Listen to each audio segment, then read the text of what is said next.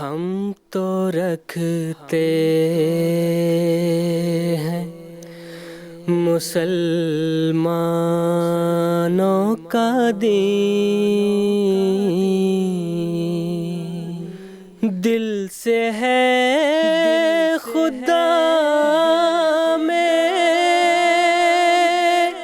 ختم المرسلین، دل سے ہے خدا میں ختم المرسلین،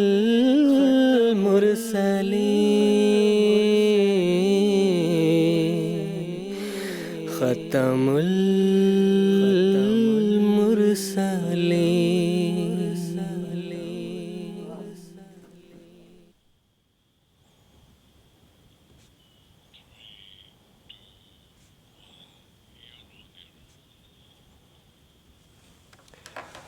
اعوذ باللہ من الشیطان الرجیم، بسم اللہ الرحمن الرحیم۔ ناظرین اکرام، السلام علیکم ورحمۃ اللہ وبرکاتہ۔ آج 15 جنوری 2022 ہفتے کا دن ہے۔ انڈیا میں اس وقت رات کے 10 بجے ہیں اور GMT کے مطابق اس وقت سہ پہر کے 4:30 بجے ہیں، اور ناظرین یہ وقت ہے پروگرام راہ ہدیٰ کا۔ حضرت اقدس مسیح موعود علیہ السلام کی پیاری بستی قادیان دارالاماں سے پروگرام راہ ہدیٰ کے 4 ایپیسوڈز پر مشتمل یہ تیسرا ایپیسوڈ لے کر ہم آپ کی خدمت میں حاضر ہیں۔ حسب معمول آج کا یہ پروگرام ناظرین کی خدمت میں لائیو پیش کیا جا رہا ہے، اور لائیو ہونے کے ساتھ ساتھ یہ انٹریکٹیو بھی ہوگا، یعنی ہم اپنی اسٹوڈیو کی ڈسکشن کے ساتھ ساتھ اپنے ناظرین کے ٹیلی فون کالز ریسیو کریں گے، ان کے سوالات کو سنیں گے، اور جو علماء کرام اس وقت ہمارے ساتھ پینل میں موجود ہیں وہ ان کے سوالات کے جوابات بھی اسی پروگرام کے ذریعے سے دیں گے۔ ہم سے رابطہ کرنے کے لیے ہماری ٹیلی فون لائنز ایکٹیویٹڈ ہے، اس کے علاوہ فیکس، ٹیکسٹ میسیجز اور ای میل کی سہولت بھی موجود ہے، جس کے ذریعے سے ہمارے ناظرین ہم تک اپنے سوالات پہنچا سکتے ہیں۔ تو ناظرین، اگر آج کے پروگرام میں آپ ہمارے ساتھ جڑنا چاہتے ہیں اور اپنے سوالات پیش کرنا چاہتے ہیں تو میں امید کرتا ہوں کہ اس وقت آپ اپنی ٹیلی ویژن اسکرینز پر ہم سے رابطہ کی تفاصیل مشاہدہ کر رہے ہوں گے۔ قادیان دارالاماں سے 4 ایپیسوڈز پر مشتمل اس سیریز کا یہ تیسرا ایپیسوڈ ہے، اور اس مکمل سیریز میں ہم حقوق العباد کے متعلق اسلامی تعلیمات کے عنوان پر گفتگو کر رہے ہیں، اور اس بہت ہی اہم موضوع کو اپنے علماء سے سمجھنے کی کوشش کر رہے ہیں۔ حسب معمول ہمارے ساتھ آج 2 علماء شریک گفتگو ہوں گے۔ پہلے میں ان کا تعارف کروا دیتا ہوں۔ محترم مولانا محمد حمید کوثر صاحب، اور آپ کی ساتھ والی نشست پر تشریف فرما ہے محترم مولانا مجاہد احمد شاصری صاحب۔ میں آپ دونوں حضرات کے اس پروگرام میں خیر مقدم کرتا ہوں۔ ناظرین اکرام، اس میں کوئی شک نہیں کہ اسلام ایک عالمگیر مذہب ہے، اور اس کی تعلیمات ایسی ہیں کہ ہر دور اور ہر حالت میں اس پر عمل کیا جا سکتا ہے۔ اسلام ہر مسلمان کو یہ حکم دیتا ہے کہ معاشرے میں موجود ہر فرد کے احساسات اور جذبات کا خیال رکھے، ان سے حسن سلوک سے پیش آئے، ان کی ضروریات کو پورا کرے، اور ان پر ظلم بالکل نہ کرے۔ اسی طرح اسلام ہر مسلمان کو یہ بھی حکم دیتا ہے کہ اگر معاشرے میں وہ کوئی برائی دیکھے تو اسے روکنے کی کوشش کرے، اور اچھی باتوں کو زیادہ سے زیادہ فروغ دے۔ یہ ایسے اصول ہیں کہ اگر کوئی بھی معاشرہ ان پر عمل کرے تو وہ معاشرہ جنت نظیر معاشرہ بن سکتا ہے۔ اسی ضمن میں میرا پہلا سوال محترم مولانا محمد حمید کوثر صاحب سے ہے کہ ہمدردی خلق اور شفقت علی الناس کے بارے میں اسلام نے بہت زیادہ تاکید کی ہے، اس بارے میں ہمارے ناظرین کو کچھ بتا دیں۔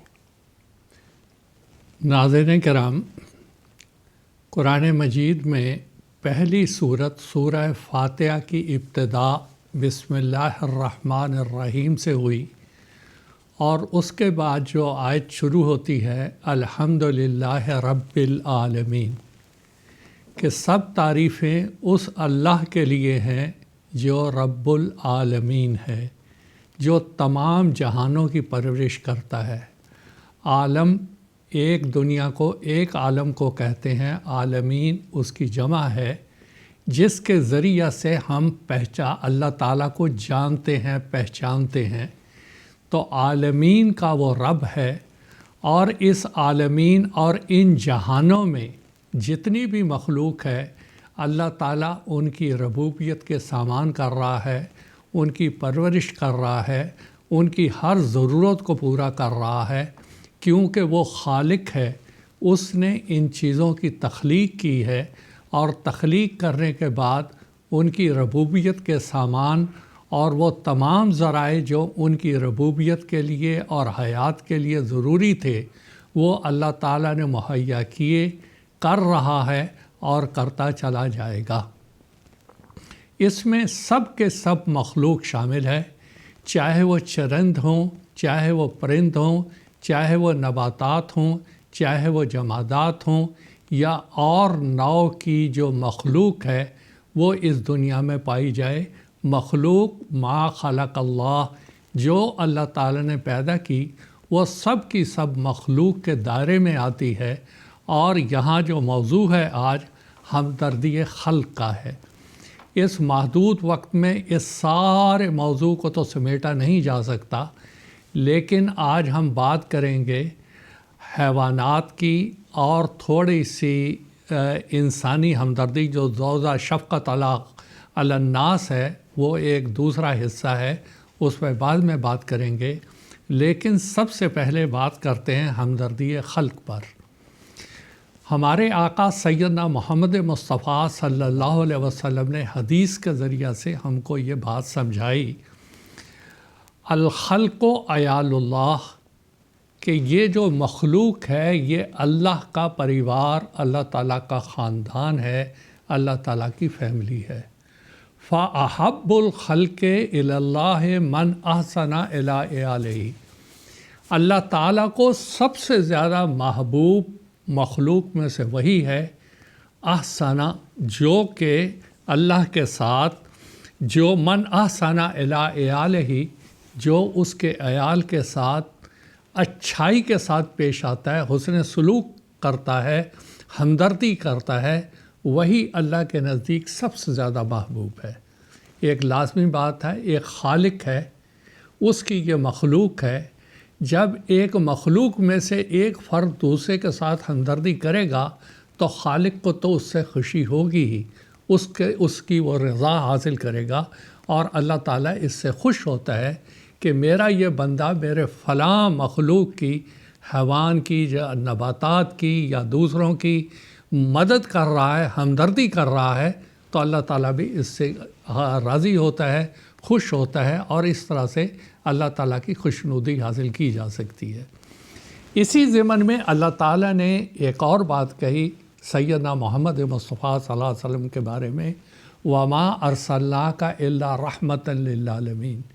اللہ تعالیٰ جب رب العالمین ہے، وہ ربوبیت کے سامان پیدا کر رہا ہے، وہ پرورش کر رہا ہے، تو سیدنا محمد مصطفیٰ صلی اللہ علیہ وسلم وہ اس مخلوق کے لیے رحمت ہیں۔ رحمت اس لحاظ سے کہ مخلوق میں سے ہر نوع کے رسول کریم صلی اللہ علیہ وسلم نے حقوق بتائے، ان کی حد بندیاں بتائیں کہ یہ آپ کے حدود ہیں، یہ آپ کے حقوق ہیں، یہ آپ کو ملنے چاہیے، اور دوسروں کو یہ سکھایا کہ ہر ایک کو اس کا حق دیا جائے۔ اگر کوئی دوسرے کا حق سلب کرتا ہے تو وہ اللہ تعالیٰ کی نافرمانی کرنے والا ہوگا، اللہ تعالیٰ سے دور جانے والا ہوگا، اللہ تعالیٰ کو ناراض کرنے والا ہوگا۔ اب اسی تعلیم کو ہمدردی خلق اور مخلوق کے تعلق میں اسلام کی اس نشأت ثانیہ جماعت احمدیہ میں، جس کی بنیاد سیدنا حضرت مرزا غلام احمد علیہ السلام، مسیح موعود و مہدی موعود علیہ السلام نے 133 سال پہلے رکھی تھی، جماعت احمدیہ مسلمہ۔ حضور نے اس جماعت میں شامل ہونے کے لیے 10 شرائط مقرر فرمائی تھی، اس میں سے 9ویں شرط جو آپ نے مقرر فرمائی تھی وہ اسی تعلق سے تھی۔ آپ فرماتے ہیں کہ عام کے بیعت کرنے والے کو عام خلق اللہ کی ہمدردی میں محض للہ مشغول رہے، اور جہاں تک بس چل سکتا ہے اپنی خداداد طاقتوں اور نعمتوں سے بنی نوع انسان کو فائدہ پہنچائے۔ محض للہ، کیونکہ یہ اللہ کی مخلوق ہے، اللہ تعالیٰ خالق ہے، اللہ تعالیٰ کی مخلوق کی ہمدردی، اس کی خیرخواہی، اس کی نیکی، اس کو فائدہ پہنچانے، اس کو نفع پہنچانا صرف اس لیے ہو کہ اللہ کی خاطر، اللہ کی رضا حاصل کرنے کے لیے وہ یہ کام کرے، نہ کہ اس کی جس سے ہمدردی کر رہا ہے اس سے وہ کوئی بدلہ چاہے، کوئی معاوضہ چاہے۔ حضرت مسیح علیہ السلام فرماتے ہیں ایسا نہیں، بلکہ محض للہ، خدا کی خاطر یہ کام کرے تو تب وہ ثواب کا مستحق ہوگا۔ اب یہاں تک بات آنے کے بعد اب چند ایک مثالیں میں دیتا ہوں جو رسول کریم صلی اللہ علیہ وسلم اور حضرت مسیح موعود علیہ السلام کے زمانے کی ہیں، کہ کس طرح ہمدردی کی گئی مخلوق کے ساتھ، ان جانوروں کے ساتھ جو چرند پرند تھے۔ سیدنا محمد مصطفیٰ صلی اللہ علیہ وسلم نے مثالیں دے دے کے اپنی امت کو سمجھایا کہ دیکھو اس میں ثواب بھی ہے اور اس میں عذاب بھی ہے۔ مثال کے طور پہ حدیث میں آتا ہے کہ سیدنا محمد مصطفیٰ صلی اللہ علیہ وسلم نے فرمایا کہ دیکھو ایک عورت نے ایک بلی اپنے گھر میں بند کر دی اور نہ اس کو کچھ کھلایا نہ پلایا، اور وہ بلی اس وجہ سے مر گئی۔ اب جب یہ ساری تفصیل بتانے کے بعد حضور فرماتے ہیں فَدَخَلَتْ فِيهَا النَّارِ، اس بلی کو اس طرح مار دینے کی وجہ سے وہ آگ میں، وہ جہنم میں داخل کی گئی۔ اب آپ دیکھیں کہ وہ تو ایک بلی ہے، ایک حیوان ہے، تو لیکن رسول کریم صلی اللہ علیہ وسلم اس کے حقوق کا تحفظ کیا کر رہے ہیں؟ حضور فرما رہے ہیں کہ دیکھو اگر اس بلی کو رکھا ہے، اس کے کھانے پینے کے سامان تم نے مہیا کر رہے ہیں، اگر نہیں کر سکتے تو اس کو چھوڑ دو، پھر جا کے پھر وہ چرے اور جنگل میں جائے، اپنا شکار کرے، اپنی غذا کا اور خوراک کا انتظام کرے اور اپنی زندگی کی استمراریت کو قائم رکھے۔ یہ تو ایک مثال ہے، جانور کے حقوق ادا نہ کرنے کی وجہ سے حضور نے فرمایا کہ وہ جہنم میں گئی، اللہ کی ناراضگی کا موجب بنی۔ اب خوشنودی کیسے حاصل ہوئی، اس کی بھی ایک مثال دیتا ہوں۔ حضور صلی اللہ علیہ وسلم نے ایک مثال بتائی کہ ایک آدمی وہ سفر کرتا چلا جا رہا تھا، اس کو بہت زیادہ پیاس لگی، آخر اس نے رستے میں ایک کنواں دیکھا، وہ خود کنویں میں نیچے اترا، پانی پیا اور باہر نکلا۔ جب باہر نکلا تو اس نے دیکھا کہ ایک کتا ہے جو کیچڑ چاٹ رہا ہے، اپنی پیاس بجھا رہا ہے، بہت زیادہ پیاس ہے۔ اس پر وہ آدمی کو ترس آیا، وہ پھر کنویں میں اترا، اپنا موزہ جو تھا چمڑے کا وہ اس نے منہ میں لیا، پانی نیچے سے لے کے آیا اور لانے کے بعد اس کتے کو وہ پانی پلایا، اس کی پیاس کو بجھایا۔ رسول کریم صلی اللہ علیہ وسلم نے فرمایا فَغَفَرَ لَهُ، اس کی ایک نیکی کی وجہ سے اللہ تعالیٰ نے اس کو معاف کر دیا، اس کے گناہ بخش دیے۔ اب دیکھیں دو حیوان ہیں، ایک جب اس نے اس کی ضرورت کو پورا نہیں کیا وہ عورت اللہ کی ناراضگی کا باعث بن گئی، جس نے اس حیوان کی تھوڑی سی خیرخواہی کی اور اس کی پیاس کو بجھایا، اللہ تعالیٰ نے اس کی مغفرت کے سامان پیدا کر دیے۔ پھر اسی طرح اور کیا آگے حضرت خلیفۃ المسیح اول رضی اللہ تعالیٰ عنہ ایک واقعہ بیان کیا کرتے تھے کہ ایک یہودی تھا، وہ پرندوں کو دانہ ڈالا کرتا تھا، تو ایک مسلمان اسے کہنے لگا تجھے کوئی فائدہ نہیں ہوگا اس کو دانہ ڈالنے سے، تو کافر ہے، تو اسلام میں داخل ہی نہیں۔ کچھ سالوں کے بعد دیکھا کیا کہ وہ حج کو کیا تو یہ بھی وہاں حج کر رہا ہے، تو اس غیر مسلم نے اس مسلمان کو کہا کہ ان پرندوں کو کھانا دینے کے نتیجے میں آج دیکھ اللہ تعالیٰ نے مجھے اسلام قبول کرنے کا موقع دیا، اور اسلام قبول کرنے کے بعد آج مجھے حج کی توفیق مل رہی ہے۔ یہ اس اللہ کی مخلوق کے ساتھ ہمدردی کرنا، اس کی ضرورت کو پورا کرنے کے نتیجے میں اللہ تعالیٰ نے اس کو یہ اجر عطا کیا۔ اب دور جدید اس زمانے کی بھی ایک مثال دینا ضروری ہے۔ حضرت مولانا غلام رسول صاحب راجی کی رضی اللہ تعالیٰ عنہ اپنا ایک واقعہ بیان کرتے ہیں کہ میں قادیان میں تھا، حضرت خلیفۃ المسیح اول کا زمانہ تھا، آپ کا عہد مبارک تھا، اور آپ کوئی کتاب نقل کر رہے تھے، تو آپ نے دیکھا، آپ حضرت نواب محمد علی خان صاحب رضی اللہ تعالیٰ عنہ کے اس مکان میں ٹھہرے ہوئے تھے جو مسجد مبارک کے مشرق میں ہے، ابھی بھی ہے، اسی طرح ہی ہے وہ مکان، اس کے نچلے حصے میں آپ ٹھہرے ہوئے تھے۔ آپ فرماتے ہیں کہ میں نماز کے لیے گیا، واپس آیا تو وہاں میرے سامنے والے برآمدے میں 2 کبوتروں کا گھونسلہ تھا ایک، تو میں نے دیکھا کیا، جب واپس آیا وہ خاک روب نے وہ چھت صاف کرنے کے لیے وہ گھونسلہ گرا دیا، ان کے انڈے وغیرہ سارے ختم ہو گئے، تو وہ بہت بری طرح سے پھڑپھڑا رہے تھے، بے چین تھے۔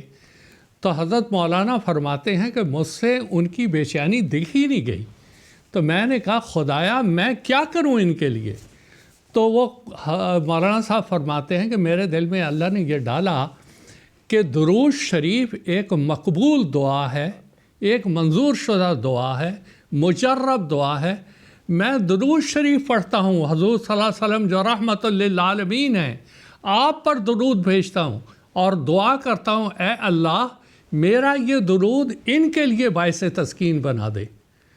حضرت مولانا صاحب فرماتے ہیں کہ میں نے درود شریف پڑھنا شروع کیا اس نیت کے ساتھ، میں نے دیکھا وہ دونوں کبوتر پرسکون ہو گئے، خاموشی سے بیٹھ گئے، اللہ تعالیٰ نے ان کو اس نقصان پہ تسلی دے دی، ان کا دل مطمئن ہو گیا۔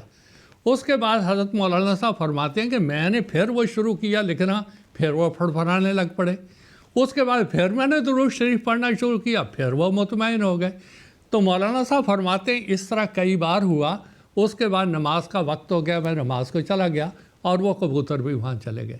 آپ دیکھیں کہ اس مولانا صاحب نے یہ جو واقعہ بیان کیا، اس سے کیا پتہ چلا کہ درود شریف کیونکہ سیدنا محمد صلی اللہ علیہ وسلم رحمت ہے، اور آپ پر درود بھیجنے کے نتیجے میں اس رحمت کا یہ اثر ہوا کہ وہ پرندے جو کہ بہت زیادہ غمگین تھے، پھڑپھڑا رہے تھے، پریشان تھے، اس درود کے نتیجے میں اللہ تعالیٰ نے ان کے دل کو طمانینت بخشی، اطمینان بخشا، اور اس صدمے کو برداشت کرنے کی طاقت دی اور وہ پرسکون ہو گئے۔ اسی طرح حضور صلی اللہ علیہ وسلم کے زمانے میں ایک کھجور کا درخت تھا، حضور صاحب ایک کھجور کا تنا تھا جس پہ حضور کھڑے ہو کے خطاب فرماتے تھے۔ بعد میں ایک ممبر بن گیا تو حضور اس پہ کھڑے ہو گئے، اس پہ خطاب فرمانے لگے، تو صحابہ کہتے ہیں ہم نے اس تنے سے رونے کی آواز سنی جیسے کہ کوئی انسان رو رہا ہوتا ہے۔ پھر حضور وہاں گئے، کھڑے ہوئے، تھوڑی دیر کے بعد وہ تنا مطمئن ہو گیا۔ یہ ہے حضور صلی اللہ علیہ وسلم کی رحمت، یہ ہے مخلوق کا سلوک۔ اب آپ کے سوال کا ایک دوسرا حصہ ہے، ذرا مختصر سی اس کے بارے میں بھی بات کر لیتے ہیں کہ شفقت علی الناس یہ بھی ایک مضمون ہے۔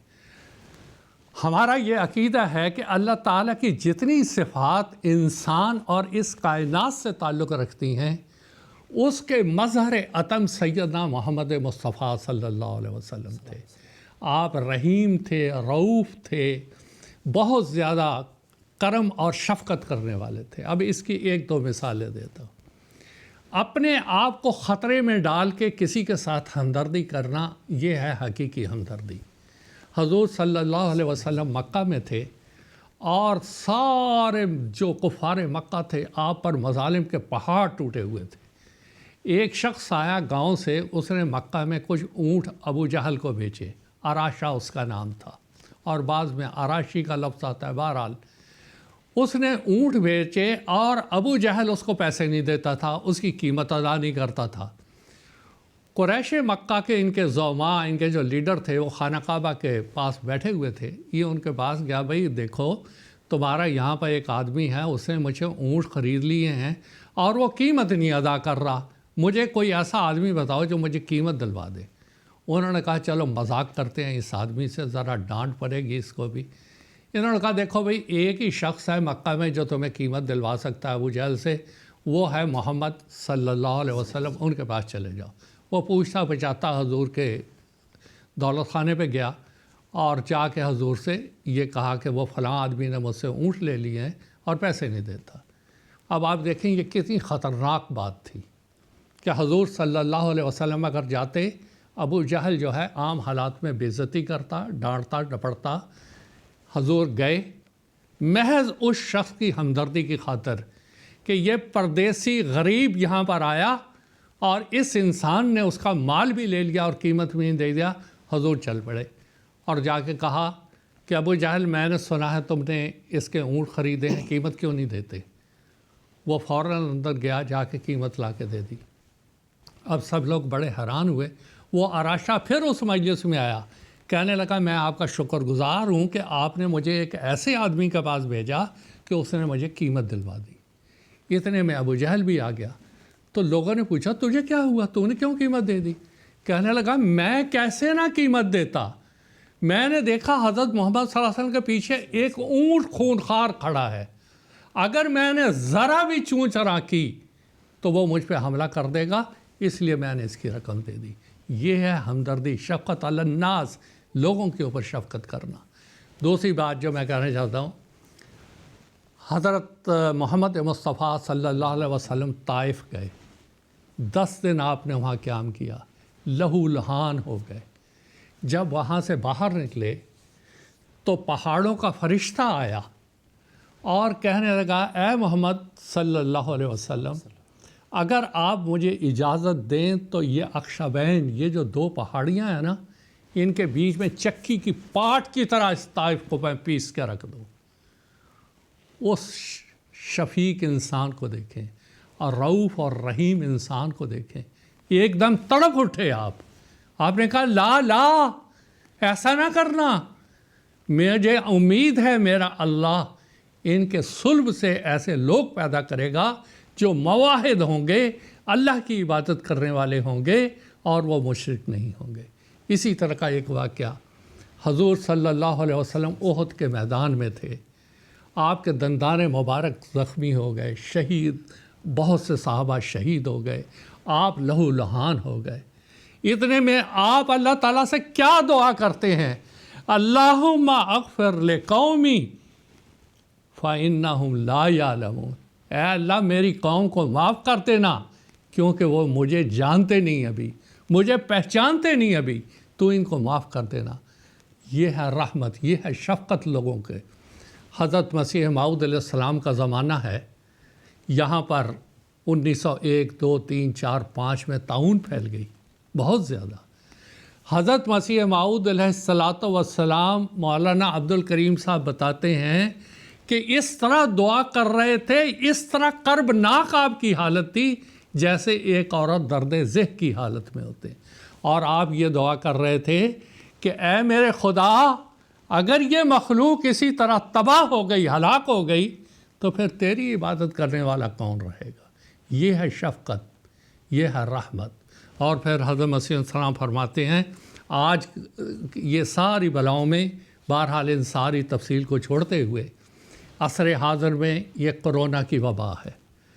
حضرت خلیفۃ المسیح خامس نصرہ اللہ نصرا عزیزہ بار بار کتنے درد سے دعا کی درخواست کرتے ہیں اور اللہ تعالیٰ کے حضور دعائیں کرتے ہیں کہ اے خدا ان لوگوں کو اللہ کے مامور کو پہچاننے اور اللہ کی صحیح عبادت کی توفیق عطا فرما اور اس وبا کو ان سے ٹال. اب ایک درد مند انسان ہی یہ دعا کر سکتا ہے مخلوق کے لیے, جیسے حضرت مسیح موعود علیہ السلام طاعون کے دنوں میں آپ دعا کیا کرتے تھے کہ اے اللہ یہ عبادت کرنے والا کوئی نہیں رہے گا. وہی عکس, وہی روح, وہی مناظر ہم کو نظر آتے ہیں. حضرت خلیفۃ المسیح خامس ایّد اللہ تعالیٰ بن عزیز جب اپنے خطبات میں افراد جماعت کو اور خود بھی اتنی دعائیں کرتے ہیں کہ اللہ تعالیٰ اس وبا کو ٹالے اور اس کے مضرات اور بد اثرات سے دنیا کو بچائے, اور پھر دنیا کو یہ جو ایک انذاری پہلو چلا آ رہا ہے اس کے نتیجے میں اللہ تعالیٰ کو پہچاننے کی توفیق عطا فرمائے. یہ وہ شفقت تھی جو اللہ تعالیٰ نے حضرت مسیح موعود علیہ السلام, سیدنا محمد صلی اللہ علیہ وسلم اور آپ کے خلفاء کے دل میں ڈالی, اور یہی ہر فرد جماعت میں ہونی چاہیے. اللہ اس کی توفیق عطا فرمائے. جی جزاکم اللہ تعالی احسن جزا. ناظرین, ٹیکسٹ میسیج کی صورت میں سوالات موصول ہو رہے ہیں. انڈیا سے عادل عباس صاحب یہ سوال کرنا چاہتے ہیں کہ کیا اسلام نے ٹرانسجنڈر کے بارے میں کچھ کہا ہے؟ اگر کہا ہے تو وہ کیا ہے؟ تو میں محترم مولانا مجاہد احمد شاذلی صاحب سے درخواست کرتا ہوں کہ ان کے سوال کا جواب دے دیں۔ جزاکم اللہ عادل صاحب۔ ٹرانسجنڈر کے مطلب اگر ہم آسان اردو میں یہ کہیں تو ہم جنس پرستی، یا اگر ہندی میں کہیں تو سم لینگکتا۔ انسانی تاریخ کا جب ہم مطالعہ کرتے ہیں تو ہم یہ دو چیزیں پاتے ہیں کہ آزاد روی اور بندش جو ہے سے آزادی انسان کی ایک بہت بڑی کمزوری رہی ہے، اور اسی طرح عیش و عشرت کے دلدہا لوگوں کے لیے جنسی تسکین کی جو صورتیں ہیں وہ ایک بہت بڑی کمزوری رہی ہے۔ لیکن بدقسمتی سے یہ جو پچھلی ایک صدی جو ہے تاریخ انسانی کی، اس ایک صدی میں فحاشی، عریانیت اور اس ہم جنس پرستی کا بہت زیادہ زور ہو گیا، اور اس کے نتیجے میں حالات یہاں تک بگڑ گئے کہ مرد مردوں سے شادی کرنے لگے، تعلقات قائم کرنے لگے، اور عورتیں عورتوں سے تعلقات قائم کرنے لگی۔ اور اس معاملے میں بعض ملکوں کی طرف سے قوانین بن گئے کہ ہاں ان کو ان کی آزادی ہے، ان کی شخصی آزادی ہے، کسی کا کوئی دخل نہیں۔ اسلام کے نزدیک یہ بالکل حرام فعل ہے، اور اس وجہ سے یہ ہے کہ یہ فطرت کے اصولوں کے خلاف ہے۔ قرآن مجید نے جو نکاح کی اغراض بیان فرمائی ہیں اس کے اندر دو بنیادی چیزیں ہیں، ایک بقائے نسل اور دوسرا تقویٰ کا حصول، اور یہ دونوں ہی چیزیں ان کاموں میں درست نہیں ہیں۔ جہاں تک اس بات کا سوال رہ جاتا ہے کہ ایسے لوگ اگر کسی چیز میں ملوث ہیں جو لوگ، ان کے کیا حقوق ہے یا ان کے بارے میں کیا کہا جاتا ہے، تو اسلام میں ایک بنیادی چیز ہے کہ جنسی تعلقات جو ہیں وہ پاکیزگی کے سوا اس میں اور کوئی راستہ ہی نہیں رکھا اسلام نے اس کا چھوڑا۔ بعض لوگوں کو یہ عادت ہوتی ہے یا اس کی دلیل میں وہ یہ کہتے ہیں کہ یہ فطرتی بات ہوتی ہے، حالانکہ یہ ایسی بات نہیں ہے۔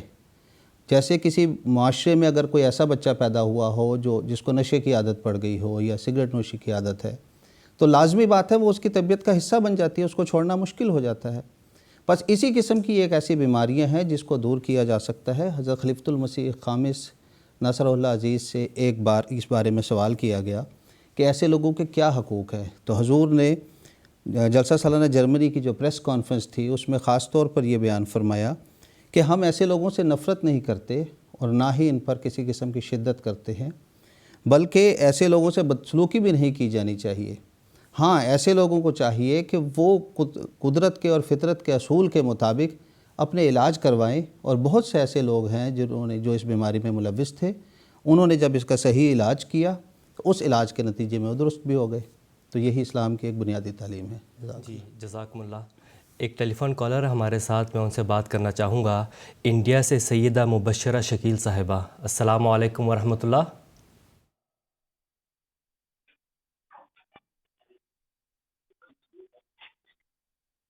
مبشرہ صاحبہ اپنا سوال۔ السلام علیکم ورحمۃ اللہ وبرکاتہ۔ وعلیکم السلام ورحمۃ اللہ۔ میرا مبشرہ شکیل ہے، میں حیدرآباد دکن انڈیا سے ہوں۔ میرے دو سوالات ہیں۔ میرا پہلا سوال، والدین کے اپنے بچوں پر کیا حقوق ہے؟ اور میرا دوسرا سوال یہ ہے کہ ہمارے پاس یہاں پر غیر مذہبی مولوی آتے ہیں، ان کے مساجد کے چندے کے لیے کیا ہم کو دینا چاہیے یا نہیں؟ کیا یہ حقوق العباد میں شامل ہے؟ برائے مہربانی اس کے جواب دیں تو میں ممنون و مشکور رہوں گی۔ جی، جزاکم اللہ سزا، آپ کا سوال ہمیں مل گیا ہے۔ میں محترم مولانا محمد حمید کوثر صاحب سے درخواست کرتا ہوں کہ اختصار سے ان کے سوال کا جواب دے دیں۔ اس سوال کا جو پہلا حصہ ہے یہ اگلے ایک سوال میں ہمارے آ جائے گا، وہ اس کو چھوڑتے ہوئے ابھی میں دوسرے حصے کی طرف لے لیتا ہوں۔ جب وہ دوسرا میں جواب دوں گا تو اس میں یہ بھی آ جائے گا۔ اس میں جی، غیر احمدی ہمارے پاس آتے ہیں مساجد کا چندہ لینے کے لیے، کیا ہمیں دیں یا نہ دیں؟ دیکھیں، سیدنا محمد صلی اللہ علیہ وسلم نے ایک پیشگوئی فرمائی تھی آج کل کی مساجد کے بارے میں، مساجدہم عامرۃ وہی خراب من الہدیٰ، کہ مساجد تو بڑی بڑی ہوں گی پر اس میں ہدایت کوئی نہیں ہوگی۔ آج کل انڈیا میں مجھے نہیں پتا وہاں پر جہاں سے یہ سوال کر رہی ہیں وہاں کیا حالت ہے، ورنہ آج 99% مساجد صرف فساد کا اڈا، جھگڑوں کا اڈا۔ دیوبندی اس میں داخل نہیں ہو سکتے، بریلوی اس میں داخل نہیں ہو سکتے، تبلیغی اس میں داخل نہیں ہو سکتے، اہل حدیث اس میں داخل نہیں ہو سکتے، شیعہ اس میں داخل نہیں ہو سکتے، احمدیوں کو تو ایک طرف رہنے دے ابھی۔ ان کے آپس کی حالات اس قسم کے بنے ہیں، سوائے لڑائی جھگڑے اور مار کوٹ کے اور کچھ بھی نہیں ہے۔ یہ ایک بات۔ دوسری بات یہ ہے کہ دیکھیں آپ جس نیت سے بھی دیں، لیکن یہ صرف ایک آمد کے ذریعے بنے ہوئے ہیں کہ مساجد کے نام پر چندہ جمع کر لینا اور پھر اس کے بعد جھگڑے پڑ جانا اور یہ کہنا فلاں کھا گیا، فلاں کھا گیا، فلاں کھا گیا، فلاں کھا گیا۔ تو اس نام پر اگر آپ تو واقعی وہاں پر کوئی اللہ کا گھر بننے والا ہے پھر تو ٹھیک ہے، پھر تو دیا جا سکتا ہے چلیں، لیکن عموماً یہ ایسا ہوتا ہے کہ سوائے جھگڑے اور فساد کے اس کے علاوہ کچھ نہیں ہے۔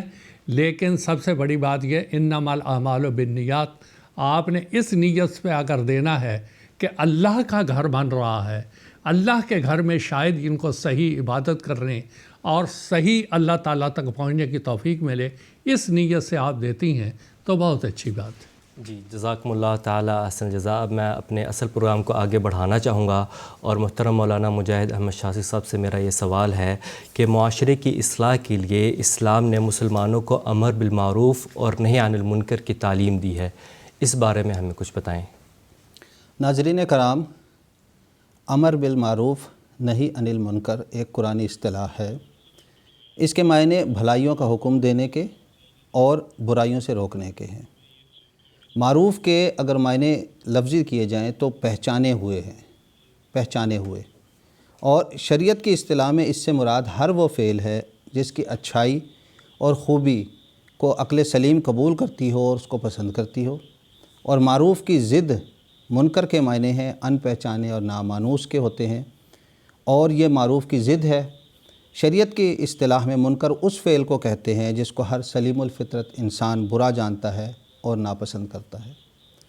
امر بالمعروف کا مقصد انسانوں کو سماج کا بہترین کردار بنانا، بہترین اکائی بنانا، اور اسی طرح نہی عن المنکر کا مقصد یہ ہوتا ہے کہ انسانوں کو برائیوں سے روکنا اور سماج کے جو برے فاسد مادے ہیں ان سے دور کرنا ہوتا ہے۔ اگر سادہ سے لفظوں میں اس کی تعریف کی جائے اور سمجھا جائے کہ آخر یہ ہے کیا چیز، تو ہم یہ کہہ سکتے ہیں کہ اس کا سادہ سا مفہوم یہ ہے کہ اللہ تعالیٰ اور اس کے رسول کے جو حکم ہیں، اس کی جو مرضیات ہیں، اس کے جو احکامات قرآن مجید میں بیان ہوئے ہیں، اس پر خود چلنا اور لوگوں کو اس کی طرف ترغیب دلانا، دعوت دینا۔ اور نہی عن المنکر کا سادہ سا مفہوم یہ ہے کہ جن باتوں سے اللہ تعالیٰ نے منع کیا ہے، جن باتوں سے اس کے رسول نے روکا ہے، ان باتوں سے خود بھی رک جانا اور لوگوں کو بھی اس سے روک دینا۔ یہ ایک بنیادی چیز ہے، اس بات کو سمجھنا چاہیے کہ امر بالمعروف اور نہی عن المنکر کوئی خود اختیاری چیز نہیں ہے کہ ہم اپنی مرضی سے جب چاہے کر لیں، بلکہ یہ اللہ تعالیٰ کی طرف سے واجب ہے۔ چنانچہ سورہ آل عمران آیت نمبر 111 میں اللہ تعالیٰ نے بیان فرمایا، کنتم خیر امۃ اخرجت للناس تعمرون بالمعروف وتنہون عن المنکر وتؤمنون باللہ، یعنی تم بہترین امت ہو، اے مسلمان، تم بہترین امت ہو جو تمام انسانوں کے فائدے کے لیے نکالی گئی ہے۔ تم اچھی باتوں کا حکم دیتے ہو اور بری باتوں سے روکتے ہو اور اللہ پر ایمان لاتے ہو۔ یہاں جو لفظ ہے اخرجت للناس، اس بات سے بالکل عیاں ہو جاتا ہے اور یہ ثابت ہو جاتا ہے، اس سے پتہ چلتا ہے کہ یہ ایک امت کا بنیادی مسلمہ فریضہ ہے اور یہ اس کی ایک ذمہ داری ہے کہ وہ تمام انسانوں کی بھلائی کے لیے کام کرے۔ اور یہی وہ بنیادی غرض ہے جو ابھی اس سے پہلے آپ لوگوں نے سنا کہ ہمدردی خلق کا جو بنیادی فلسفہ ہے، اس کے پیچھے یہی بات کار فرما ہے کہ جو بہترین چیز ہمیں مل رہی ہے، جو ہم استعمال میں کر رہے ہیں، صرف اس کو اپنی ذات تک ہی ہم نہ رکھ دیں، بلکہ اس اچھائی کو، اس نیکی کو سماج کے دوسرے لوگوں تک بھی پہنچائے، معاشرے کے دوسرے طبقات تک بھی اس کو پہنچائے۔ اور پھر اس کی اتنی اہمیت ہے کہ جہاں یہ پوری امت کو اس کو بتایا گیا کہ تمہاری یہ ذمہ داری ہے، اس امت میں سے پھر کچھ لوگوں کو خاص طور پہ تخصیص بھی کر دی گئی کہ دیکھو تم میں سے تو ساری مجموعی لحاظ سے تو تم سب پر یہ واجب ہے، لیکن تم میں سے پھر خاص ایک ایسا طبقہ ہونا چاہیے علیحدہ سے بھی جو اسی کام کے لیے مخصوص ہو۔ چنانچہ سورہ آل عمران آیت نمبر 105 میں اللہ تعالیٰ نے بیان فرمایا، وَلْتَكُمْ مِنْكُمْ أُمَّةٌ يَدْعُونَ إِلَى الْخَيْرِ وَيَأْمُرُونَ بِالْمَعْرُوفِ وَيَنْهَوْنَ عَنِ الْمُنْكَرِ وَأُولَئِكَ هُمُ الْمُفْلِحُونَ، یعنی اور چاہیے کہ تم میں سے ایک جماعت ہو، وہ بھلائی کی طرف بلاتے رہیں اور اچھی باتوں کی تعلیم دے اور بری باتوں سے روکے، اور یہی ہیں وہ جو کامیاب ہونے والے ہیں۔ تمام انبیاء کی زندگی کا اگر ہم مطالعہ کریں تو ہر ایک انبیاء کا بنیادی کام اور فریضہ ہی یہی ہوتا ہے کہ وہ بنی نوع انسان کو اللہ تعالیٰ کے ساتھ جوڑتے ہیں، نیکیوں کی طرف ترغیب دلاتے ہیں، اچھائی کا حکم دیتے ہیں، اور ان کو فحش سے، برائیوں سے، منکر سے دور کر دیتے ہیں۔ اور اس میں سب سے بڑھ کر ہمارے پیارے آقا خاتم النبیین حضرت محمد مصطفیٰ صلی اللہ علیہ وسلم کا اسوہ حسنہ ہمارے سامنے موجود ہے۔ آپ کی ساری زندگی اس بات پر گواہ تھی اور گواہ ہے کہ آپ نے وہ اعلیٰ معیار قائم کیے نہی عن المنکر کے اور عمل بالمعروف کے، جس کے برابر کوئی بھی نہیں کر سکا۔ ایک حدیث میں آپ صلی اللہ علیہ وسلم نے بیان فرمایا اپنی امت کو، اور یہ حدیث حضرت ابو سعید خدری رضی اللہ تعالیٰ عنہ بیان کرتے ہیں کہ میں نے حضرت صلی اللہ علیہ وسلم سے یہ فرماتے ہوئے سنا کہ تم میں سے جو شخص برائی دیکھے اور اس میں اس کے روکنے کی مؤثر طاقت ہو تو اس کو اپنے ہاتھ سے روک دے، اور اگر اس میں ایسا کرنے کی طاقت نہ ہو تو زبان سے روکنے کی کوشش کرے۔ اگر اس کی بھی طاقت نہ ہو، یعنی اس کی بات کا اثر نہ ہو، تو دل میں برا منائے، اور یہ کمزوری کے لحاظ سے ایمان کا آخری درجہ ہے، یعنی برائی کو اگر دل میں بھی نہ برا مانا جائے تو اس کے معنی ایمان کی کیا قدر و قیمت۔ بعض لوگ امر بالمعروف کے لفظ امر سے یہ استدلال کر لیتے ہیں کہ شاید زبردستی کسی کو کام سے، نیکی کے لیے زبردستی راغب کر دینا یا زبردستی اس کو برائی سے روک دینا، حالانکہ یہ بات درست نہیں ہے، بلکہ امر کا جو معنی ہیں وہ قرآن مجید میں عربی کا لفظ چونکہ امر ہے، اس میں اس طرف بھی استعمال ہوتا ہے کہ کسی کو سمجھانا، خیال ڈالنا یا توجہ ڈالنا۔ چنانچہ اللہ تعالیٰ نے قرآن مجید میں شیطان کے بارے میں بیان فرمایا انما یامرکم بالسوء والفحشاء، کہ شیطان تمہیں سوء برائی کی اور فحش کی طرف ترغیب دلاتا ہے۔ اب اس کے معنی یہ بنے کہ قرآن مجید نے یہ جو بیان کیا ہے کہ امر بالمعروف اور نہی عن المنکر، اس میں یہ بتایا کہ شیاطین تو اپنے مسلسل اثرات ڈالتے چلے جاتے ہیں اور معاشرے میں وہ اثر پھیلتا چلا جاتا ہے، لہٰذا مومنین کا بھی یہ فرض ہے کہ اس بد اثر کو دور کرنے کے لیے وہ امر بالمعروف بھی مسلسل کرتے چلے جائیں اور نہی عن المنکر کرتے چلے جائیں۔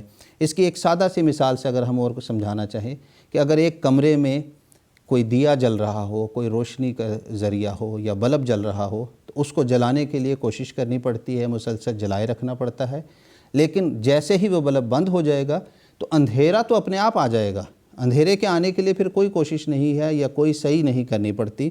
اس زمانے کے معمور بانی جماعت احمدیہ سیدنا حضرت اقدس مسیح موعود علیہ الصلوۃ والسلام، آپ اس زمانے کے حکم و عدل بھی ہیں۔ آپ نے ہمیں وہ طریق اور اسلوب بتائے کہ کیسے ہم امر بالمعروف اور نہی عن المنکر کر سکتے ہیں۔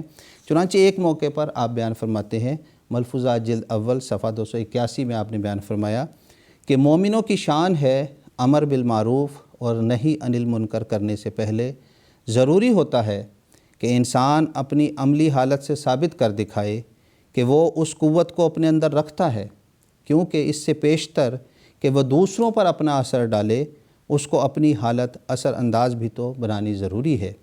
پس یاد رکھو کہ زبان کو امر بالمعروف اور نہی عن المنکر سے کبھی مت روکو، ہاں محل اور موقع کی شناخت بھی ضروری ہے، اور انداز بیان ایسا ہونا چاہیے جو نرم ہو اور سلالت اپنے اندر رکھتا ہو، اور ایسا ہی تقوی کے خلاف بھی زبان کا کھولنا سخت گناہ ہے۔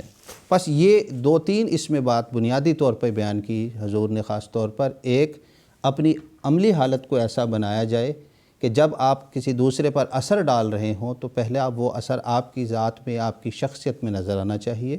دوسرا، موقع اور محل کی مناسبت کے ساتھ اس بات کو کرنا چاہیے، نہ کہ اس کی طرف سے توجہ ہٹا دی جائے۔ تیسری بات خاص طور پہ اس بتائی کہ نرمی کے ساتھ نرم زبان استعمال کرنی چاہیے، اور اصل غرض اس کی یہ ہونی چاہیے کہ تقوی کو مد نظر رکھتے ہوئے، نہ کہ شیخی یا بگاڑنے کے لیے یا یہ اس پہلو کو کہ میں دیکھو کتنا یہ کام کر رہا ہوں۔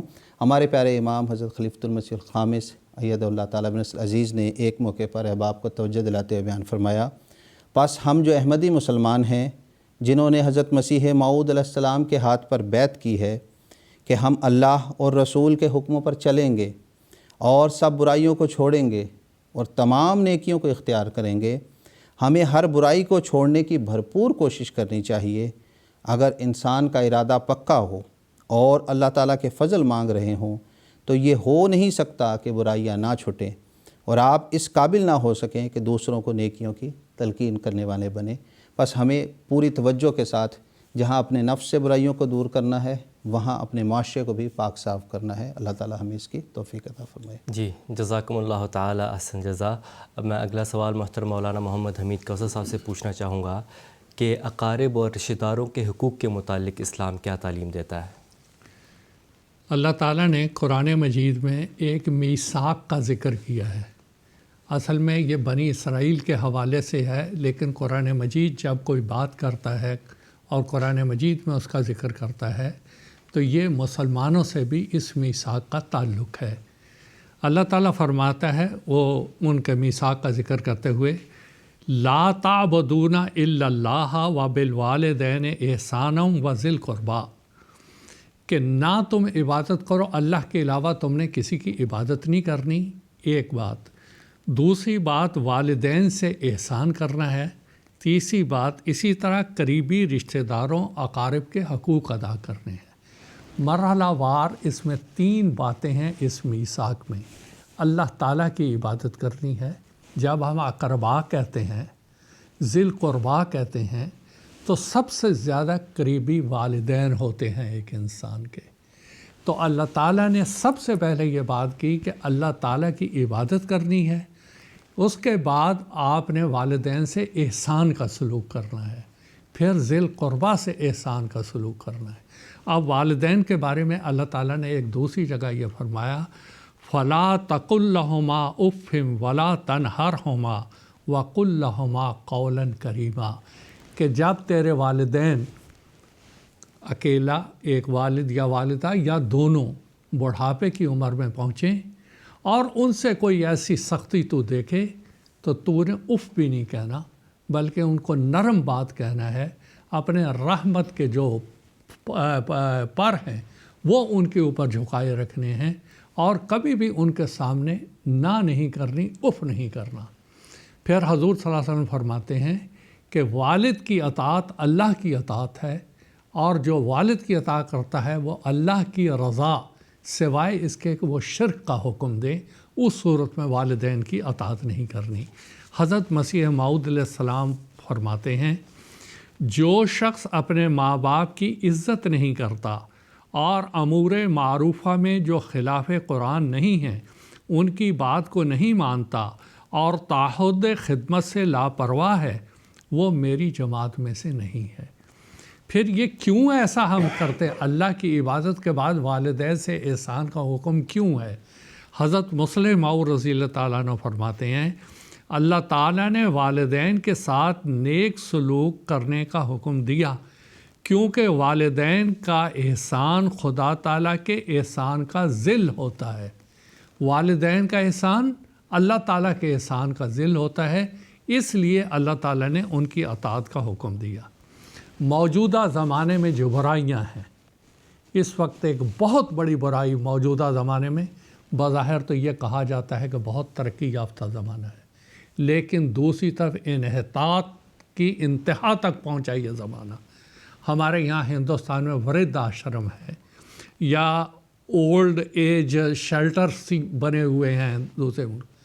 جب والدین بیچارے بوڑھے ہو جاتے ہیں، لے جا کے ان کی اولاد ان کو وہاں پھینک دیتی ہے، نہ کبھی ملنا نہ جلنا نہ کچھ، بعض کو سڑکوں پہ پھینک دیتی ہے، بعض کو اسٹیشنوں پہ پھینک دیتی ہے، بری حالت ان کی ہوتی ہے۔ یہ آج کے دور کا انسان جو اپنے آپ کو ترقی یافتہ کہتا ہے، پستی کی انتہا یہ ہے کہ اپنے والدین کو بھی وہ پوچھنے کے لیے تیار نہیں، بس اپنی عیاشیوں میں مصروف ہیں۔ اللہ تعالیٰ خاص طور پہ کیوں بار بار احسان کی تاکید کرتا ہے؟ احسان کی تاکید یہ کرتا ہے تم ان کا بدلہ تو دے ہی نہیں سکتے والدین کا، لیکن کم از کم اتنا تو کرو جتنا انہوں نے کیا ہے، اتنا احسان تو ان کے ساتھ کرو۔ اور یہ اللہ تعالیٰ نے اس کے اوپر بہت زیادہ زور دیا ہے، یہاں تک فرمایا الجنت تحت اقدام الامہات، کہ ماؤں کے قدموں تلے جنت ہے۔ آج کا انسان عام طور پہ ہمارے جو معاشرہ اس وقت چلتا ہے یہاں، اس کی حالت یہ ہے کہ اکثریت لوگوں کی ایسی ہے جو اپنی بیوی اور بچوں کے ساتھ زندگی میں مست ہو جاتے ہیں اور والدین کی کوئی خبر گیری نہیں کرتے، کوئی نگہداشت نہیں کرتے۔ حضرت مسیح موعود علیہ السلام فرماتے ہیں وہ انسان میری جماعت میں رہنے کے قابل نہیں جو اپنے والدین کی نگہبانی نہیں کرتا، ان کی مدد نہیں کرتا، ان کی رعایت نہیں کرتا، ایسے انسان کا جماعت سے کوئی تعلق نہیں۔ اور یہی قرآن یہ بات کہتا ہے۔ جب اقارب کی بات آپ کرتے ہیں، اقربا کی، یہاں ایک بات اور میں کہنا چاہتا ہوں۔ حضور صلی اللہ علیہ وسلم کے زمانے میں جو بیٹی ہوتی تھی، بیٹیاں، ان کو درکور کر دیا جاتا تھا۔ اور اس کے بعد ایک آدمی تھا، وہ حضور صلی اللہ علیہ وسلم کے زمانے میں، وہ عاصم بن قیس، اس کا قیس بن عاصم اس کا نام تھا، ہاں قیس بن عاصم نام تھا۔ وہ حضور صلی اللہ علیہ وسلم کے پاس ایک دفعہ آیا اور کہنے لگا میری 4 5 6 بیٹیاں تھیں، میں نے ایک کے بعد ایک درگور کرتا رہا اور وہ چیختی رہیں اور میں درگور کرتا رہا۔ صحابی بیان کرتے ہیں کہ حضور صلی اللہ علیہ وسلم کے آنکھوں سے آنسو آ گئے کہ اتنا ظالم باپ بھی دنیا میں ہو سکتا ہے، کہ یہ حالت اس نے کی۔ آج عصر حاضر میں پھر میں کہتا ہوں یہ ترقی یافتہ دور جو کہلاتا ہے، اور خاص طور پہ ہمارے ہندوستان یہ جو ملک ہے ادھر کے، آج یہاں ایک چلا ہوا ہے کہ یہ الٹرا ساؤنڈ کرواتے ہیں، اگر تو ماں کی کوکھ میں لڑکی ہو تو یہ اسقاط حمل اور ابارشن کرواتے ہیں۔ اور یہاں پر اس وقت اتنی حالت ہے کہ ہمارے اس پنجاب، ہریانہ، ہماچل وغیرہ ان علاقوں میں ایسی حالت ہے کہ تقریباً 800 کے مقابلے میں 1000 لڑکا ہو تو تقریباً 900 کے قریب یا 800 کے قریب وہ لڑکیاں رہ گئی ہیں۔ اتنی یہ نسبت کم کرتے ہوتے جا رہا ہے، اور اسی لیے اللہ تعالیٰ نے یہ قرآن میں پیشگوئی کی تھی آخری زمانے میں، وَإِذَا الْمَوْءُودَةُ سُئِلَتْ بِأَيِّ ذَنبٍ قُتِلَتْ، کہ وہ جو بیچاری ایک لڑکی دنیا میں آنا چاہتی تھی، اس کو جب تم قتل کرو گے یقیناً وہ سوال کی جائے گی، اور وہ سوال کرے گی اللہ کے حضور کہ مجھ کو کیوں قتل کیا گیا، کیوں میرے ساتھ ایسا سلوک کیا گیا۔ اقربا میں سے حضور صلی اللہ علیہ وسلم کی ایک حدیث ہے، اس کا میں ترجمہ پڑھ کے سنا دیتا ہوں، عربی عبارت تو لمبی ہے۔ حضرت ابو ہریرہ رضی اللہ تعالیٰ عنہ بیان کرتے ہیں کہ ایک شخص نے آن حضرت صلی اللہ علیہ وسلم کی خدمت میں عرض کیا، یا رسول اللہ، میرے ایسے رشتہ دار ہیں کہ اگر میں ان سے صلہ رحمی کرتا ہوں تو وہ مجھ سے قطع تعلق کرتے ہیں، اگر حسن سلوک کروں تو بد سلوکی سے پیش آتے ہیں، اگر میں ان کے حق میں حلیمی اور نرمی سے کام لوں تو وہ میرے خلاف جہالت اور اشتعال انگیزی کا رویہ اختیار کرتے ہیں۔ اس پر حضور صلی اللہ علیہ وسلم نے فرمایا، جیسا تو نے کہا اگر تو ویسا ہی ہے تو ان کے منہ میں مٹی ڈالتا ہے، یعنی تیرا ہاتھ اوپر ہے اور تیرا احسان ان پر ہے، اور جب تک تو اس حالت میں ہے ان کے خلاف اللہ تعالیٰ تیری مدد کرتا رہے گا، ولا یزال معک من اللہ ظہیرا۔ ایسے بھی اقربا ہوتے ہیں، ایسے بھی قریبی رشتہ دار ہوتے ہیں کہ ان کے ساتھ حسن سلوک کرو، وہ آگے سے بد سلوکی کرتے ہیں۔ لیکن یہ میں ایک مثال حضرت مسیح صاحب کے زمانے کی دیتا ہوں، اس سے یہ بات سمجھ آئے گی کہ ایسے لوگوں کا پھر حشر کیا ہوتا ہے۔ حضرت مسیح موعود علیہ السلام کے چچا کے بیٹے تھے یہاں قادیان میں، آپ ہی کے پڑوسی تھے، امام دین، نظام دین اور کمال دین، یہ 3 بیٹے تھے۔ بہرحال امام دین، مرزا امام دین، یہ حضرت مسیح موعود علیہ السلام کی ہمیشہ مخالفت کرتے تھے، ہمیشہ تنگ کرتے تھے مسیح علیہ السلام کو۔ ایک دفعہ انہوں نے کیا کیا کہ جو مسجد مبارک کو جانے والا راستہ ہے وہاں انہوں نے ایک دیوار بنا دی۔ اس وقت مسجد مبارک کی ابھی توسیع نہیں ہوئی تھی، یہ بہت پہلے 1900 کی بات ہے۔ اور اس وقت انہوں نے کیا کیا کہ حضرت مسیح صاحب نے پھر بڑی ہی نرمی کے ساتھ، یعنی جو یہ حدیث میں آیا ہے نا کہ میں ان کے ساتھ حسن سلوک کرتا ہوں، حضرت مسیح السلام نے اپنے ایک صحابی کو مرزا امام دین، نظام دین کے پاس بھیجا کہ دیکھو تم یہ رستہ بند نہ کرو، تم کو اگر زمین ہی چاہیے تو میری بھی تو قادیان میں اتنی زمین ہے، تم کہیں زمین لے لو لیکن یہ رستہ کھول دو۔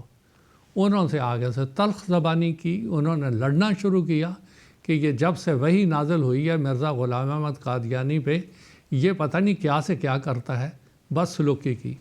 آخر حضرت مسیح موعود علیہ السلام نے تنگ آ کر ان کے خلاف مقدمہ کیا۔ یہ پہلا مقدمہ تھا جس میں مسیح السلام مدعی تھے۔ نتیجہ کیا ہوا کہ تقریباً 1 سال سے زیادہ یہ مقدمہ چلا اور حضرت مسیح موعود علیہ السلام کے حق میں فیصلہ ہوا، اور نہ صرف فیصلہ ہوا بلکہ مقدمہ کے سارے اخراجات ان کے اوپر ڈالے گئے اور ان کی قرقی ہوئی، یعنی پولیس آئی اور وہ سارا زمان لینا چاہتی تھی، لیکن مسیح انسان نے وہاں پہ بھی ان کو روکا۔ سارا گھر تباہ و برباد ہو گیا۔ بس ایسا جیسا کہ اس حدیث میں آیا ہے کہ اقارب کے ساتھ حسن سلوک کرنا، ایک سچا مسلمان احمدی وہ ہے جو اپنے اقارب، عزیز و اقارب کے ساتھ اچھا سلوک کرے جیسے کہ قرآن مجید میں آیا ہے، اور اگر وہ بدسلوکی کرتے ہیں تو وہ معاملہ اللہ تعالیٰ کے سپرد کرے۔ اللہ تعالیٰ پھر خود بخود ان کو یا تو سزا دے گا یا پھر ان کی رہنمائی کرے گا کہ وہ بھی پھر حسن سلوک کرنے لگیں۔ لیکن یہ کہہ کے کہ وہ بدسلوکی کرتے ہیں، میں بھی آگے سے بدسلوکی کروں، یہ نہ اسلام کی تعلیم ہے نہ جماعت احمدیہ کی تعلیم ہے۔ تو یہ ہے حقوق العباد کے سلسلے میں اقارب، عزیز و اقارب کے سلوک کی جو تعلیمات ہیں وہ اسلام کی اس طرح سے۔ جی، جزاکم اللہ تعالیٰ احسن جزا۔ اب اس پروگرام کا آخری سوال میں محترم مولانا مجاہد احمد شاذلی صاحب سے پوچھنا چاہوں گا کہ مہمان نوازی جو ہے وہ ایک مسلمان کا خاص وصف ہونا چاہیے، اس بارے میں ہمیں کچھ بتائیں۔ ناظرین کرام، مہمان نوازی ایک ایسا خلق ہے جس کا قرآن مجید میں خاص طور سے ذکر کیا گیا ہے، اور حقوق العباد میں اس کی ایک بہت بنیادی اہمیت ہے۔ اللہ تعالیٰ کے تمام انبیاء اس مہمان نوازی کے وصف سے مزین ہوتے تھے اور متصف ہوتے تھے۔ حضرت ابراہیم علیہ السلام کے حوالے سے قرآن مجید میں سورہ ہود آیت نمبر 70 میں بیان کیا گیا ہے کہ جب ان کے پاس مہمان آئے تو انہوں نے ان کو سلام کہا، اور جو کچھ بھی ان کے پاس موجود تھا وہ ان کو جو بہترین سے بہترین چیز تھی ان کے کھانے کے لیے فوراً پیش کر دی۔ پس قرآن مجید نے اس فعل کو تعریفی رنگ میں بیان کیا ہے، یعنی مہمان نوازی ایک ایسا فعل ہے جو تعریف کے رنگ میں قرآن مجید نے 2 جگہ خاص طور پر بیان کیا ہے، اور مہمان نوازی حقیقتاً اسلام کا ایک خاص خاصہ ہے، اور مسلمانوں نے اس کو عروج تک پہنچایا اور یہ سیکھا اپنے پیارے نبی خاتم النبیین حضرت محمد مصطفیٰ صلی اللہ علیہ وسلم سے۔ عربوں میں تو ویسے بھی مہمان نوازی مشہور تھی اور آج بھی موجود ہے، لیکن ہمارے پیارے نبی خاتم النبیین حضرت محمد مصطفیٰ صلی اللہ علیہ وسلم میں اس کا عروج نظر آتا ہے۔ چنانچہ تاریخ میں یہ بیان بتاتی ہے کہ جب آپ پہ پہلی وحی کا نزول ہوا تو آپ بشری تقاضے کے تحت گھبرا کے آپ اپنی ازواج مطہرہ حضرت ختیجہ رضی اللہ تعالیٰ عنہ کے پاس آئے، تشریف لائے اور بتایا کہ مجھے ایسی ایسی کیفیت ہوئی، مجھے اپنے نفس کا دھوکہ ہو رہا ہے۔ تو آپ نے کہا اللہ تعالیٰ آپ کو کبھی ضائع نہیں کرے گا، اور وہ خصوصیات گنائی، کیوں نہیں ضائع کرے گا؟ وہ 5 خصوصیات تھیں، اس میں سے ایک خصوصیت یہ تھی کہ آپ بہت زیادہ مہمان نوازی کرتے ہیں۔ تو آپ میں تو دعویٰ نبوت سے پہلے بھی یہ بات تھی، لیکن نبوت کے بعد تو اس وصف کا کمال نظر آتا ہے، اور ایسا کمال کہ دنیا کے کسی انسان میں وہ نظر ہی نہیں آ سکتا، کیونکہ آپ میں اس وصف کا عروج ہمیں نظر آتا ہے۔ آپ نے اپنی امت کو جہاں خاص طور پر دیگر آداب زندگی سکھلائے، آداب زندگی حقوق ادا کرنے کے بارے میں بتائے، وہاں یہ بھی بتایا کہ مہمان نوازی کیسے کرنی ہے، اس کے کیا طریقہ کار ہیں، کیا آداب ہے۔ چنانچہ ایک حدیث میں آتا ہے کہ آپ صلی اللہ علیہ وسلم نے فرمایا، پہلے دن تم مہمان کی خوب خاطر کرو، اچھی طرح مہمان نوازی کرو، اور 3 دن تک عام مہمان نوازی بھی ہونی چاہیے، کیونکہ یہ مہمان کا حق ہے۔ اور فرمایا کہ اگر تمہیں اللہ اور یوم آخرت پر ایمان ہے تو پھر مہمان کی عزت و تکریم کرو۔ پھر ایک اور بخاری شریف کی مشہور حدیث میں ہے، آپ صلی اللہ علیہ وسلم نے بیان فرمایا، لا خیرہ فی من لا یضیف، یعنی اس میں کسی قسم کی بھلائی نہیں جس میں مہمان نوازی نہیں پائی جاتی۔ آپ صلی اللہ علیہ وسلم نے صرف یہی نہیں کہا کہ زبانی بتا دیا کہ بھئی ایسے ایسے مہمان نوازی ہوتی ہے، بلکہ آپ اتنے گہرے ماہر نفسیات تھے کہ مہمان کے جذبات کا بھی آپ پورا دھیان رکھتے تھے۔ چنانچہ بڑا مشہور واقعہ ہے کہ ایک بار ایک یہودی جو تھا وہ آپ کے پاس مہمان ہوا، رات اس نے کچھ زیادہ کھانا کھا لیا جس کی وجہ سے اس کا پیٹ خراب ہو گیا اور اس نے بستر گندا کر دیا، اور وہ ہمارے شرم کے صبح بنا بتائے ہی چلا گیا۔ نبی کریم صلی اللہ علیہ وسلم نے اس کے بستر کو خود دھونا شروع کر دیا، اور جب اس دوران دیکھا کہ وہ اپنی تلوار بھول چکا تھا، وہ واپس تلوار لینے آیا تو دیکھا آپ صلی اللہ علیہ وسلم اس کے بستر کو دھو رہے تھے۔ آپ نے اس کے جذبات کا یا اس کے عزت نفس کا خیال رکھتے ہوئے کسی دوسرے کو نہیں کہا کہ یہ دھوئے، نہ ہی کہیں باہر جا کے بتایا کہ دیکھو ایسا رات آدمی آیا تھا اور اس کے بارے میں وہ یہ حرکت کر کے چلا گیا ہے۔ یہ حالت دیکھ کر آتا ہے کہ وہ شخص آپ پر ایمان لے آیا۔ اسی طرح اس دور میں بھی ہمیں خاص طور پر، کیونکہ یہ دور ثانی ہے، حضرت مسیح موعود علیہ السلام بانی جماعت احمدیہ کی زندگی میں ایسے بے شمار واقعات نظر آتے ہیں کہ آپ نے خاص طور پر ہمیں بتایا کہ مہمان نوازی کیسے کرنی چاہیے۔ چنانچہ بڑا مشہور واقعہ ہے کہ ایک بار اس زمانے میں تقریباً آج سے 100 سال پہلے کا آپ اندازہ لگائیں کہ منی پور جو آسام سے بھی اور آگے تقریباً 10 گھنٹے کا راستہ ہے، وہاں سے کچھ مہمان قادیان تشریف لائے، اور وہ چونکہ مہمان بہت دور سے آ رہے تھے، وہ سمجھے کہ اب ہم اپنے مستقر میں پہنچ چکے ہیں، اپنی جائے منزل میں اب ہم اتر گئے ہیں۔ تو اس وقت لنگر خانے کے جو کچھ لوگ تھے انہوں نے کچھ ان سے بہتر سلوک نہیں کیا، یا کوئی ایسی بات ہو گئی کہ وہ ناراض ہو گئے، جس کے نتیجے میں وہ یکے سے اترے نہیں، فوراً واپس چلے گئے۔ حضرت مسیح موعود علیہ السلام کی خدمت میں جب یہ خبر پہنچی کہ اس طرح مہمان آئے تھے اور وہ ایسے ناراض ہو کر جا رہے ہیں، تو حضور فوراً جس حالت میں بیٹھے تھے فوراً اٹھے، اسی طرح کپڑے جیسے پہنے تھے وہی پہن کے فوراً آپ نکل پڑے، اور بٹالہ کی طرف جاتے ہوئے جو نہر آتی ہے جو قادیان سے تقریباً 3-4 کلومیٹر دور ہے، وہاں جا کر ان کو پکڑا اور ان سے پھر درخواست کی اور ان کو دوبارہ لے کر آئے۔ پھر آپ حضرت مسیح اسلام نے اسی وقت میں بیان فرمایا کہ مہمان کا دل شیشے کی طرح ہوتا ہے، ذرا سی ٹھوکر لگنے سے ٹوٹ جاتا ہے، اس لیے بہت خیال رکھا کرو۔ پھر جو لوگ قادیان آئے ہیں، آج کل چونکہ ہیٹر گرمی کا زمانہ ہے، ہیٹر بھی ہوگی، سردی کے زمانے میں بھی جو لوگ آئے ہیں، 100 سال پہلے کا تصور کریں۔ حضرت مولوی عبدالکریم صاحب سیالکوٹی رضی اللہ تعالیٰ عنہ نے جو سیرت حضرت مسیح موعود السلام کی کتاب لکھی ہے، اس میں اپنے عینی واقعات درج کیے ہیں۔ اس میں آپ بیان فرماتے ہیں کہ ایک بار جلسہ سالانہ کے موقع پر جو شدت کے وقت تھا، بہت سارے مہمان آ گئے اور لحاف کی کمی پڑ گئی۔ حضرت مسیح موعود علیہ السلام نے جو لحاف تھے موجود تھے وہ سارے دے دیے، یہاں تک کہ آپ نے اپنا لحاف بھی تھا وہ مہمانوں کو دے دیا۔ حضرت مولوی عبدالکریم صاحب سیالکوٹی نے جب دیکھا حضرت مسیح اسلام کو اس حالت میں، تو آپ پھر دوبارہ مہمانوں کے پاس گئے اور پھر اس کے بعد متبادل کو انتظام کیا گیا۔ تو یہ حضرت مسیح موعود علیہ السلام نے ہمارے لیے وہ اعلیٰ نمونے قائم کیے ہیں کہ مہمان نوازی ایک احمدی کا بنیادی وصف ہونا چاہیے، جو اسلام کی بنیادی تعلیم ہے۔ اللہ تعالیٰ تو انسان کی چھوٹی چھوٹی نیکیوں پر بھی راضی ہو جاتا ہے، تو یہ اس کا پسندیدہ فعل ہے جس کا ذکر اس نے قرآن مجید میں کیا ہے۔ اگر کوئی شخص نیک نیتی کے ساتھ مہمان نوازی کرتا ہے تو وہ جہاں اپنے رسول کا حکم ماننے والا ہوتا ہے، وہاں خدا تعالیٰ کی رضا کو بھی حاصل کرنے والا ہوتا ہے۔ جی، جزاکم اللہ تعالی احسن جزا۔ ناظرین کرام، اسی کے ساتھ آج کا پروگرام کا وقت ختم ہوا چاہتا ہے۔ اختتام پر حضرت اقدس مسیح موعود علیہ السلام کا ایک اقتباس پیش کرنا چاہوں گا۔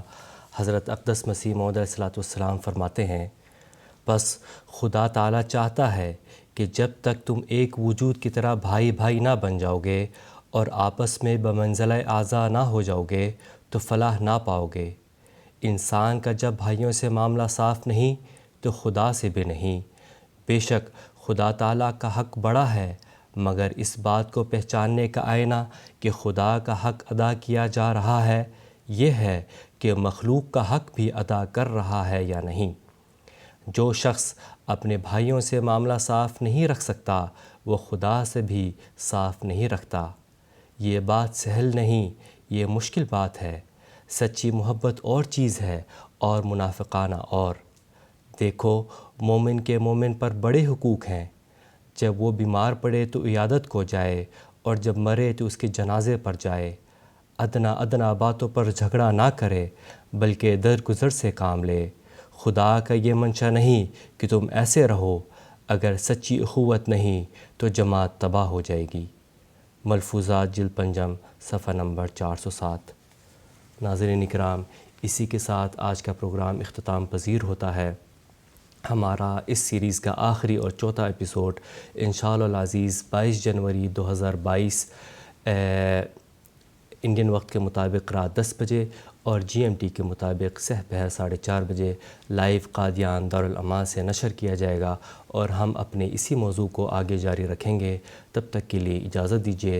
السلام علیکم ورحمۃ اللہ وبرکاتہ۔ لوگوں کے یہی نور خدا پاؤ گے، لو تمہیں طور تسلی کا بتایا ہم نے۔